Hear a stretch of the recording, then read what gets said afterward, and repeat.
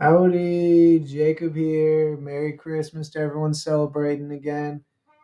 Today we're looking at Nordstrom stock, Company 80, and our dividend yield stock screener. First things first, $2.9 billion market cap, $5.2 billion enterprise value, 4.2% dividend yield, meets our 4%. Let's see if that is affordable for them. First, let's look at the debt here. So, a good amount of net debt. We can see 3.1 billion in 2013, now 2.8 billion. So I'd like to see that it's, I guess, less than 10 years ago, but it still appears high in relation to their market cap. Let's see in relation to free cash flow, however. So if we look at 2023, we're looking at just under 500 million, 200 million, zero, 300 million, 600 million.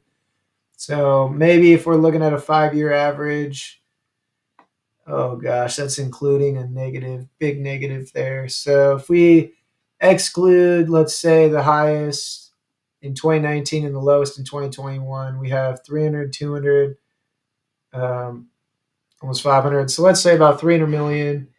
300 million, a payout of 121 million on the dividend side. I think that's pretty reasonable since they're really not doing anything else with their cash other than buying back shares.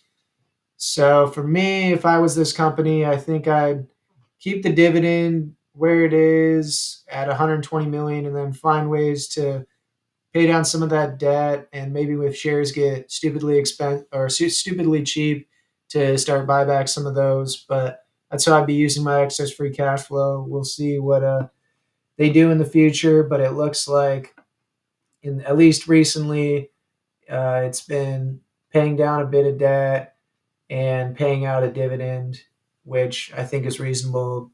Really low on the acquisition side makes sense for the retail business that I'm sure a lot of people know of Nordstrom. If you ever gone shopping, yeah, it's find it there. On the Start making some assumptions here. Revenue growth side. Ugh, what to do? What to do with retail? Retail is tough. Where do I think it's going to be? It's basically making a macro assumption on retail as a whole, but maybe Nordstrom's better. Maybe their online can perform better. Maybe people really enjoy if they go to the mall for some things. Maybe Nordstrom's going to be the thing that stays around. But for me, I'm going to be more conservative here. I'm going to maybe say 2% on the revenue growth side. And I mean, I don't think there's a lot of growth beyond that. I might just be conservative, like I said, put a 10 on the P and price to free cash flow. Um, as for margins go, maybe what are we looking at average wise? And again, this is incorporating a big 2019 with the putting zero for COVID. Let's do 2 and 2.5.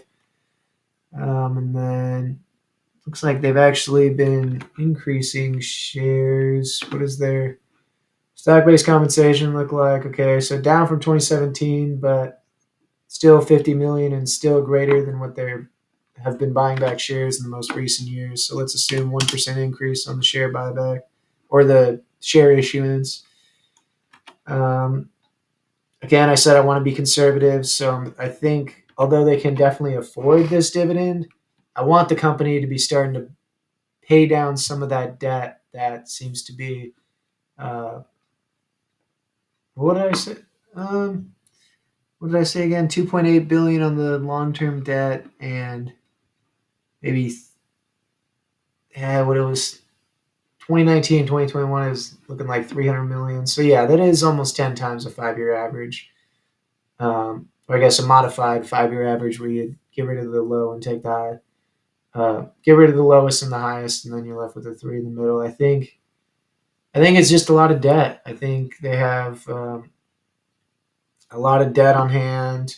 Capital leases, not entirely worried about those, but it's really the debt that I'm worried about, and I'm actually going to consider changing my net income margin and free cash flow margin due to if their debt increases, let's say 2%, that's going to be let's see, from about 3 billion, you're looking at 60 million.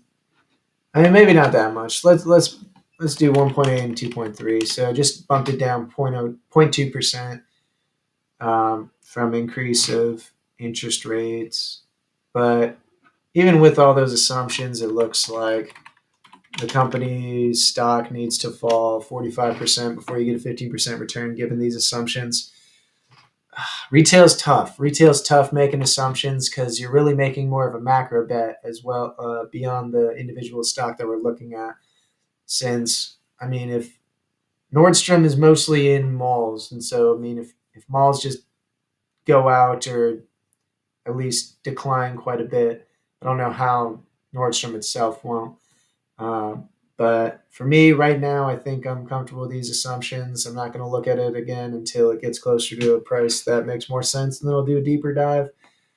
But it's interesting, like we said. So the 76 cent, which is paying out over 4% dividend yield, I really think they can't afford that.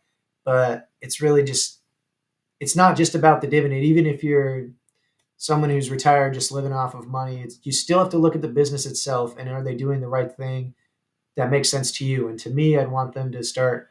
I think paying out that little of a dividend, roughly 35% of their as a payout ratio, is fine. But excess money, especially with little growth opportunities from acquisitions, needs to be going to paying down that debt. And again, if the stock gets stupidly cheap, to buying back some shares. So I'm comfortable with this right now. And yeah, I hope everyone enjoyed it and has a great Christmas if you celebrate that. Thank you.